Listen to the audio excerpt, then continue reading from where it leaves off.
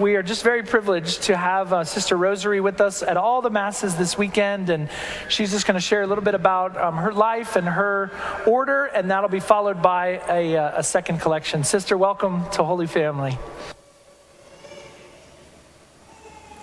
Good morning.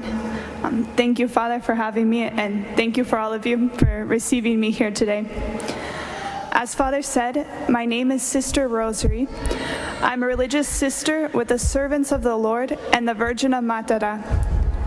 Our institute was founded in 1988 in Argentina, and we are a missionary order whose charism is to evangelize the culture. Today, thanks be to God, I can share with you that our missionaries are in more than 45 different countries around the world. So I am originally from Wichita, just up the road, and I entered the convent in 2017 and was one of 17 novices here in the U.S. We have been blessed in the United States for the past 20 years to receive 15 to 20 young women every year, and worldwide we've received about 100 new vocations every year. After my formation years, I was assigned to one of our convents in Italy, in a little town about 70 miles south of Rome, in a town called Fossanova. And it was in the Cistercian Abbey of Fossanova that St. Thomas Aquinas died. And by God's providence, it is in Fossanova that we have a center of studies for our sisters. So this center is for sisters who have already finished their initial formation and are now working on graduate degrees. So I'm working on my master's in philosophy. Our community in Fossanova is international in nature. So we're 25 sisters in the community, and we represent 8 different nationalities. And after the completion of our studies, which includes both in-house classes, and we go into Rome a couple days of the week for classes in one of the pontifical universities. So after we finish this formation, we'll be assigned to help teach classes in one of our houses of formation or one of our schools around the world. So this past year in the summer, 8 of our sisters finished their studies and were assigned to different missions. So our sisters were assigned to teach in our houses of formation in Brazil, in Italy, in Ecuador, and in the Philippines. So our desire as an institute has always been to mission in those places that are difficult, in those places that others do not want to go or perhaps can't go. And for that reason, we have sisters missioning even in the only Catholic parish in Gaza. We have sisters in Egypt, in Ukraine, and in the inner cities of New York City, Philadelphia, as well as missions in countries that perhaps you've never heard of before, like Kazakhstan or Tajikistan. And so we freely take on these challenges and difficulties with a great love for the church and the people that we serve, especially the neediest. For example, we opened a home for girls in one of the biggest slum areas in Manila, the Philippines, after 2 girls had come to the sisters asking for help because they were being tempted to enter into prostitution.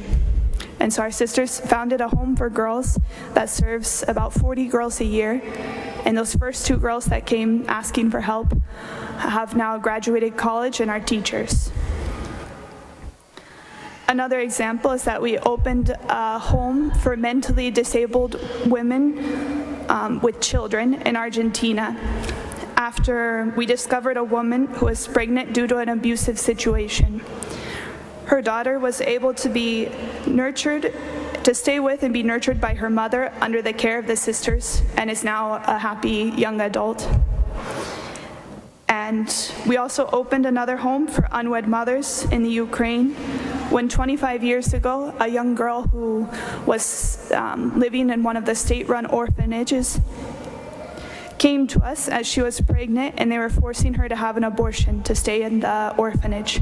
And so our sisters opened a house for unwed mothers in the Ukraine to care for her, and now she has a beautiful baby and is happily married to the father of the baby.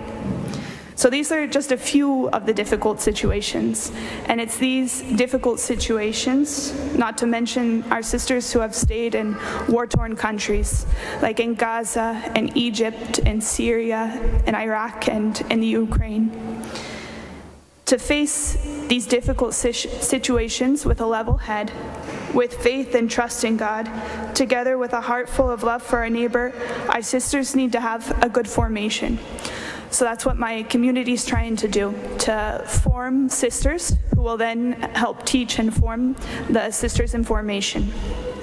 So I come here to your parish with three requests.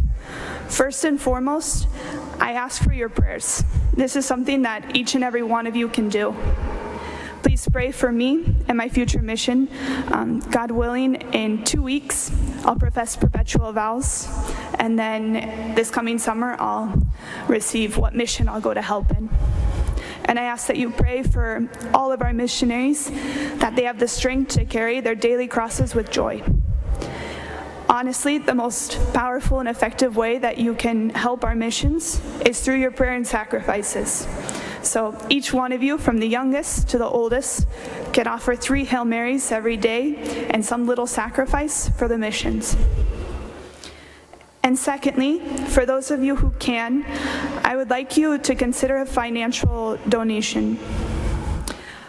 My community, but also all of our missions and houses of formation, depend upon divine providence, which means, practically speaking, that we rely mostly on local and international benefactors. And finally, to perhaps a smaller group, I want to speak directly to those of you who during my talk, or perhaps in some other moment, have felt a stirring or a longing in your heart and soul to serve Jesus and the church in a more complete way. Don't ignore that. Speak with your pastor, Father Brian, with a trusted spiritual guide, or I'll be available at the back of church after Mass. But don't ignore the stirring. It may be that God is calling you to the priesthood or religious life, and if He is, trust me, it's the greatest gift that you can receive. So do not be afraid. The church needs more missionaries and priests.